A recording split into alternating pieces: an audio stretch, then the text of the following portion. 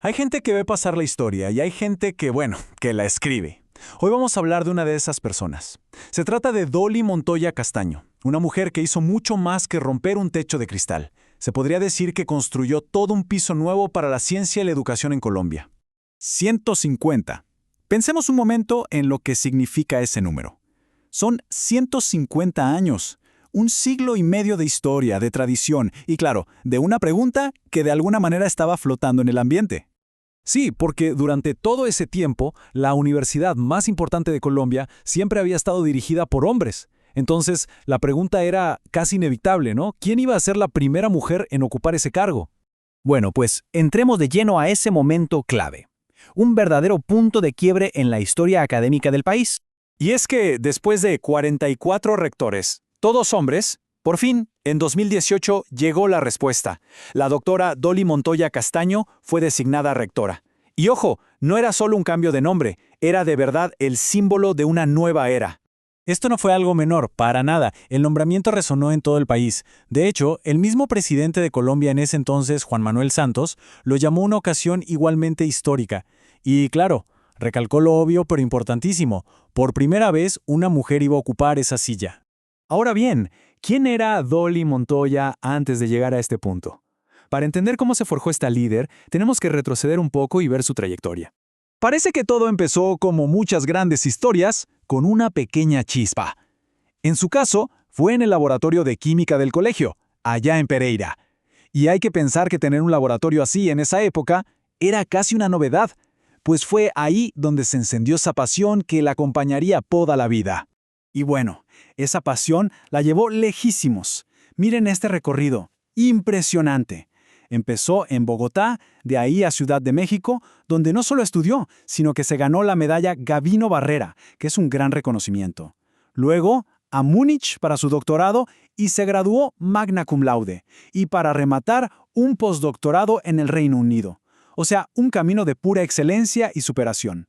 Pero aquí viene lo más interesante, creo yo.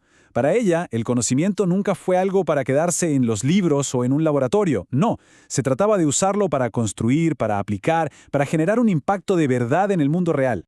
Y su gran herramienta fue la biotecnología. ¿Qué es eso? Pues para ponerlo fácil, es usar la biología, los organismos vivos, para crear soluciones a problemas muy concretos. Este concepto es súper importante para entender todo lo que hizo después. Desde muy temprano tuvo una visión súper clara. Imagínense, en 1982 se le ocurrió juntar a 17 profesores, pero no de la misma área. Había gente de ingeniería, de ciencias, de medicina, de todos lados. El objetivo, crear un lugar donde todos colaboraran. Y así, 5 años más tarde nació el famoso Instituto de Biotecnología, el IBUN. Ye trabajaba con un modelo que suena complejo, pero la idea es genial, la triple hélice. Básicamente se trata de 3 partes que tienen que trabajar juntas. Por un lado, la universidad, que es la que genera el conocimiento. Por otro, el Estado, que pone las reglas del juego, los marcos. Y finalmente el sector privado, que es el que lleva esas ideas al mercado. Es como una fórmula para que la innovación de verdad ocurra. La gran pregunta es, ¿y esto funcionó? ¡Claro que sí! Y los resultados son la prueba.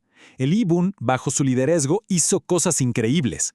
Por ejemplo, crearon una empresa, Biocultivos, para darle a los agricultores insumos biológicos. Patentaron un biopolímero para la industria. Hasta desarrollaron tecnología para que comunidades de agricultores de ñame pudieran procesar su propio producto. Esto es llevar la ciencia del laboratorio directo a la gente, con un impacto social y económico real.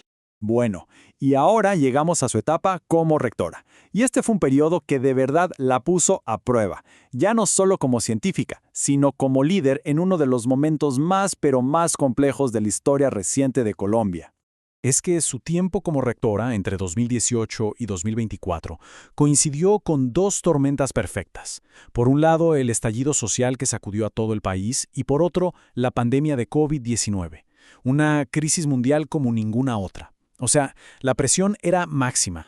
Y fue justo en medio de todo ese caos que su forma de liderar se volvió más importante que nunca.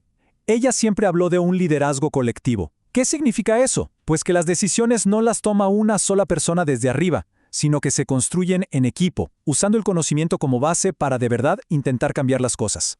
Su reelección en 2021 es un buen ejemplo de lo compleja que puede ser la política universitaria. Miremos los datos de la consulta que se le hizo a la comunidad académica. El voto en blanco fue la opción mayoritaria. A pesar de eso, la decisión final no dependía de esa consulta, sino del Consejo Superior Universitario, que es el máximo órgano de gobierno.